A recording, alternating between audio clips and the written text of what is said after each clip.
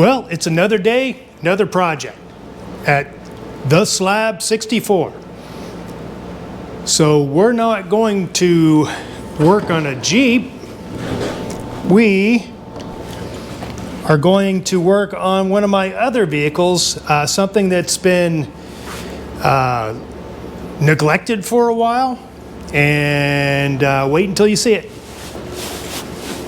Got to get the Jeep out.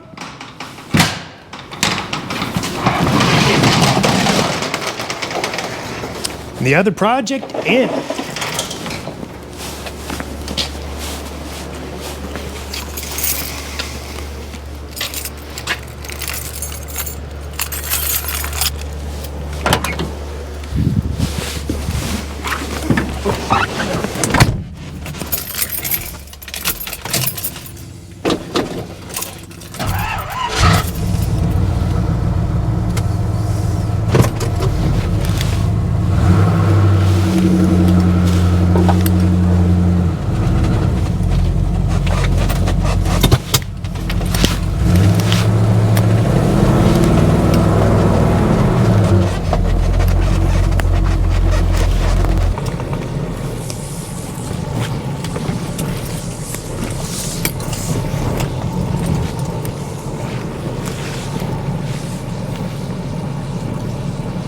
All right, the new project. This is going to be a few episodes, I believe.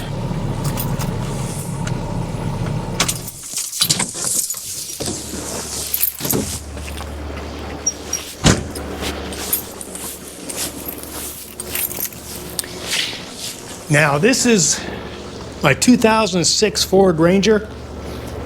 It is probably the most trouble-free vehicle I've ever owned. The only thing I've ever had to do is put a thermostat in it, and I've put 4 ignition coils in it, and that's over, golly, 10 years, 15 years, I think, or more than that. 15, 16, 17 years, because I didn't buy it new in 2006. That's a different story altogether. But let's take a look at where the project's going to go.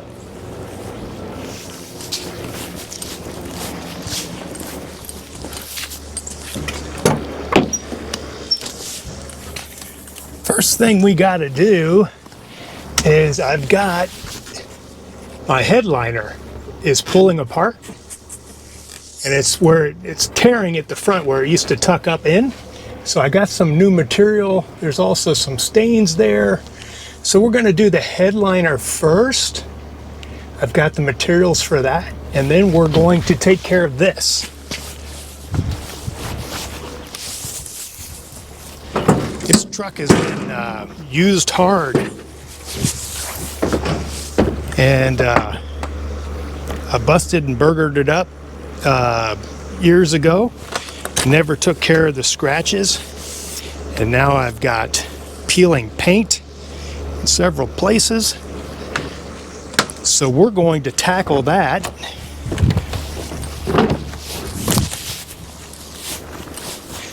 And it also goes around to the front where the paint is starting to separate. Now, I do believe that when I bought the vehicle, it was repainted, because I've got some overspray right here. And I bought it from a dealership, a Chevy dealership that was selling a Ford, trying to get it off the lot, I'm sure. But I've been itching to do what they call a cartoon or 2-dimensional paint job. So I've already done a couple faux tinas, where you do fake patina, and those turned out pretty well. And I like this because I don't have to spend a lot of time on the detail work. I can just paint it, and with the patterns it will break up any imperfections in the bodywork because of the paint patterns. So that's what we're going to shoot for. I'm not going to shoot for a restored finish or anything like that.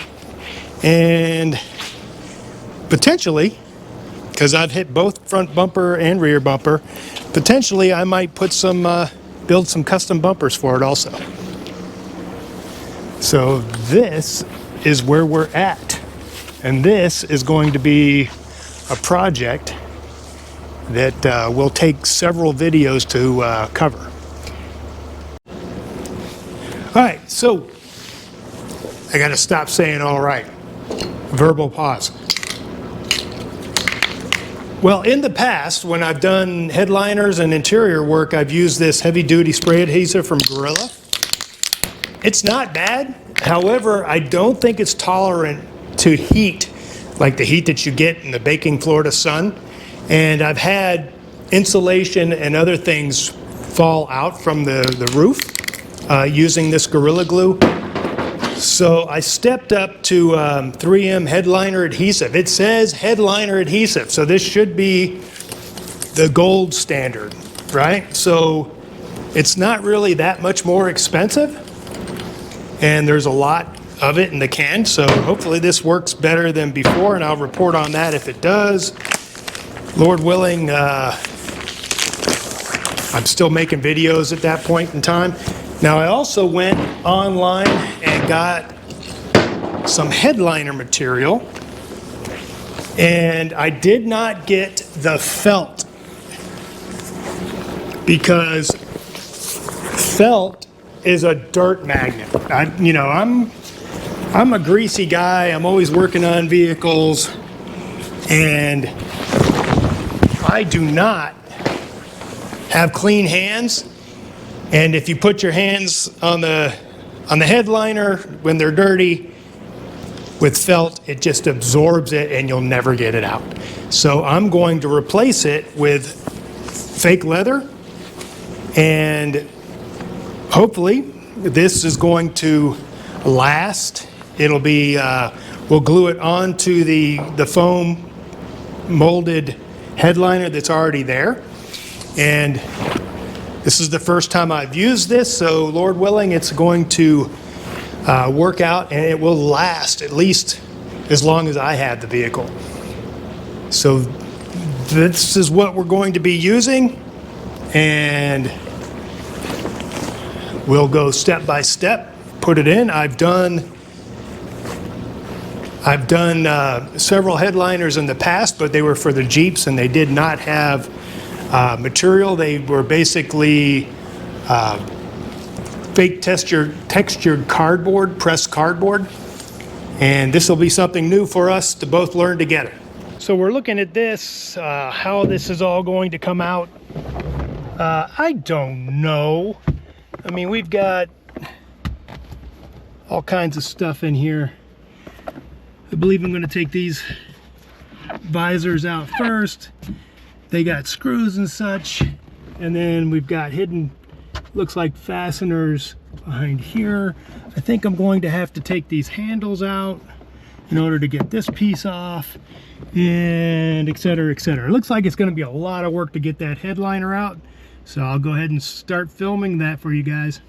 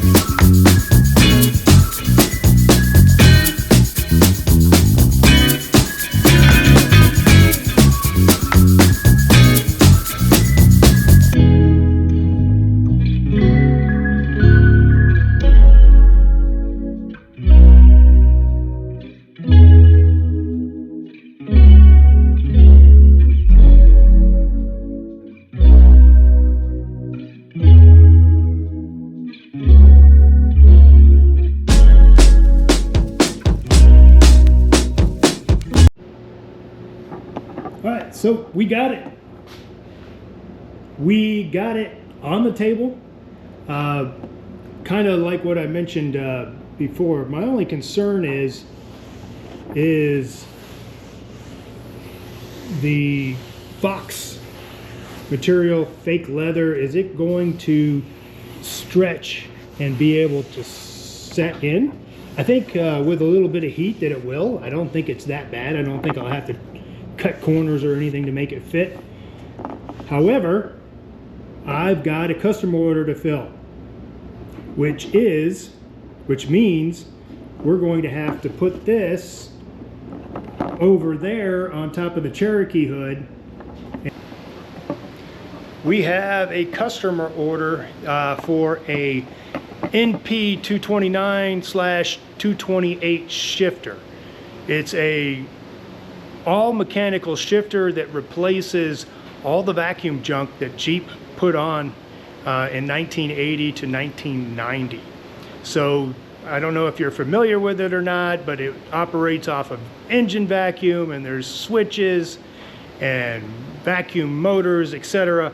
And you can't get the switches and you can't get the motors anymore. So I developed a all mechanical lever operated shifter to replace all that, and it is my best seller. I sell roughly one a week, and at this moment we've sold hundreds and hundreds of them. So it's proven design, most people like it. It can actually be modified, like if you're putting in an LS motor with a 460 LE transmission, all you have to do is lengthen the rods that go from the shifter to the transfer case levers. Easy to do. Multiple people have done it in the past because apparently I'm the only guy making something like this. All right, so let's get busy. We'll show the shifter and then we'll get back to the headline. This is our kit. Comes with 2 shifter rods, hardware package, and it sets in the floor. It comes with detailed instructions. Comes with custom shifter knobs, high and low, 2-wheel, 4-wheel drive. This replaces all the vacuum junk that they put on the 229s, 228s back in since 1980 to 1990. So as far as I know, I'm the only guy that makes one of these. And like I said, it is the best seller. It took a little while to catch on, but YouTubers and the whole world found out about them, and now I sell quite a few of these. So this is going to a customer today, and then we'll start working on that headline. One of the things that I want to do is I want to see how this is peeling back, and on this edge there is no edge trim. It just goes right up against the windshield. Really can't see it unless you are laying up on the dashboard. But I don't want to cut this out because I'm afraid it might show up underneath the new material. So I'm going to try and wipe this foam down because some of the foam has been destroyed by heat. So I'm going to wipe that down to take off the excess, and then I'm going to try to glue this edge of the fabric back down so that when we put the new fabric on top, there's nothing underneath that might be visible. Okay, so go ahead and let's watch that.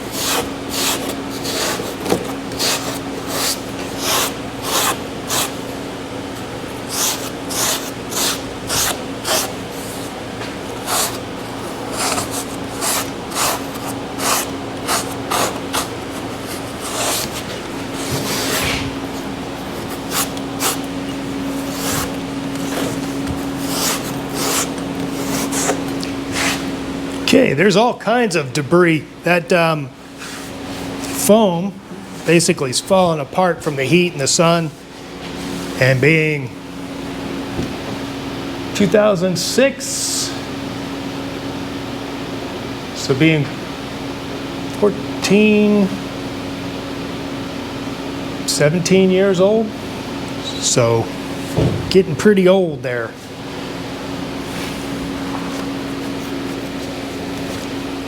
Maybe I'll get some tape to hold this back and then tape it in.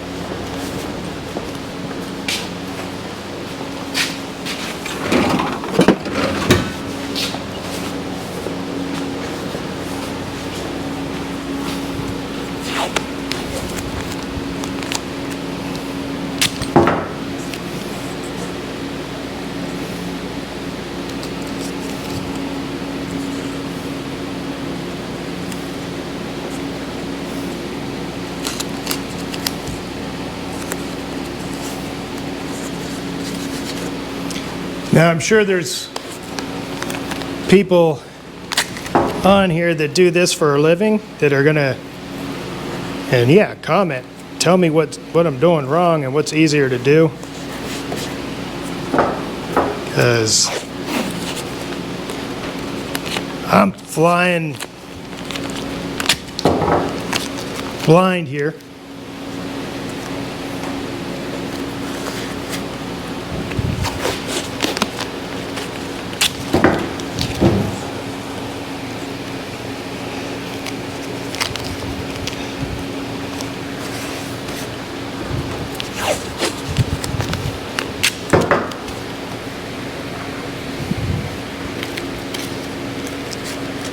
And I wonder, put in the comments, I wonder if it would be just easier to peel this off.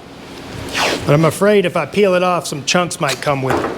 And I don't want to have to fix chunks in the foam. So let's see what we got going here.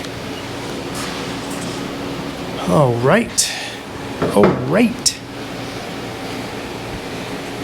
And I don't really need to be too concerned about overspray on here because this is all going to be covered.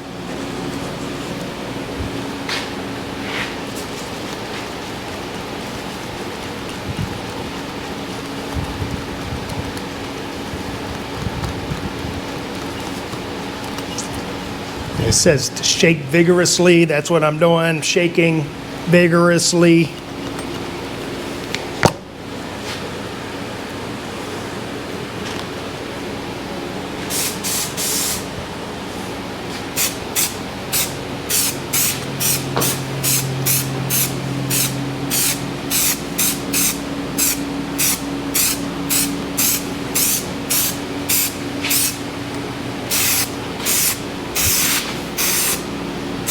Okay, now we're going to let that tack up.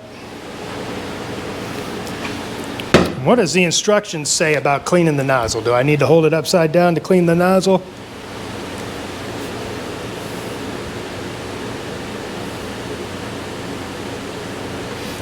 There's a lot of information in here about how poison it is. It'll kill you if you even look at it.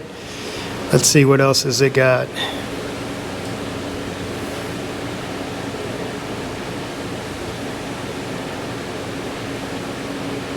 Oh, and it does. It says if you flip this upside down, you can clean the nozzle.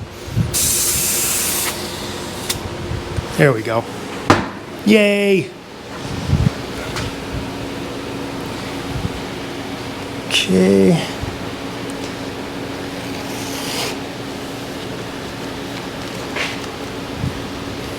Save this tape.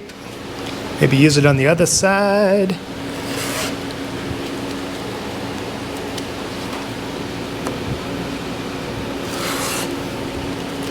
Supposed to get a little bit tacky. I'm a lot tacky, so I'm sure I accelerated the process.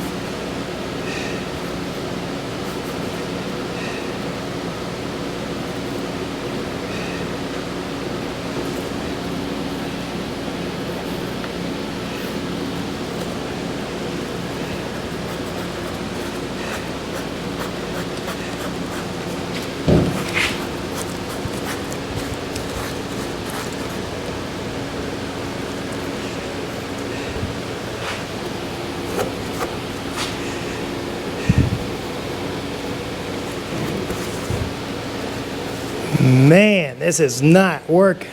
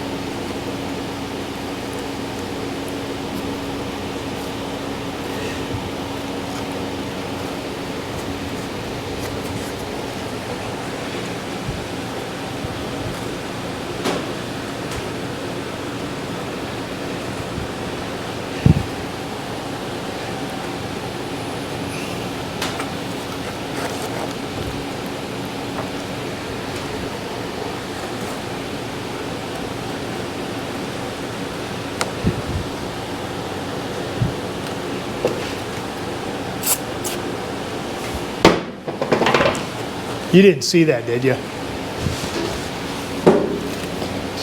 Can't use window cleaner on air. What are you talking about? It's crazy talk.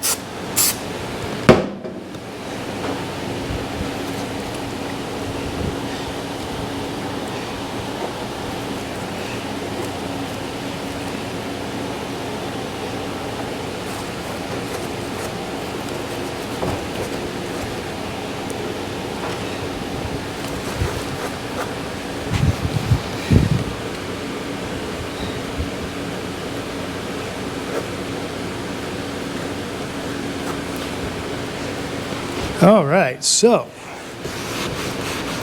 we got some of it to go back, but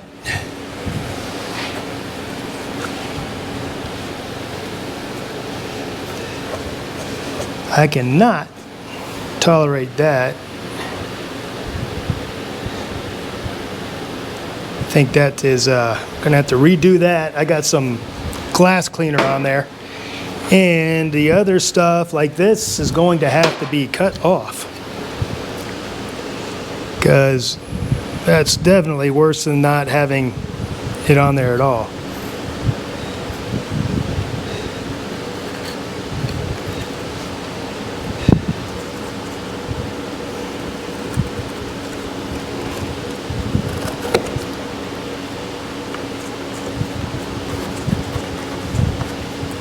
Okay. All right, so we'll let that set up for a few minutes. And then one of the things that I'm thinking about doing, I want to be preemptive. I might cut out a couple pieces of wood or cardboard so that I can put weight here to hold the fabric in these places, because these are the places that I'm concerned about, that they stick because they're contoured. So I may build a few pieces or panels that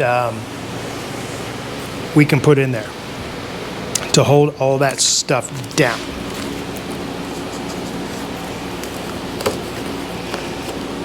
And let's get some of this.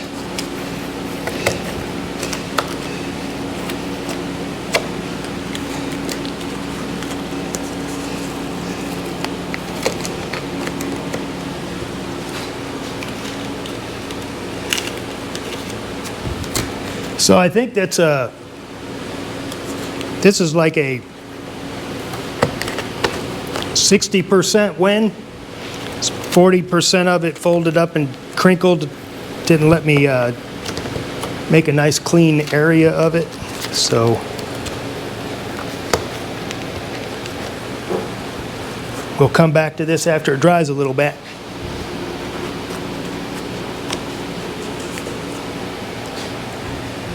GoPro, stop recording.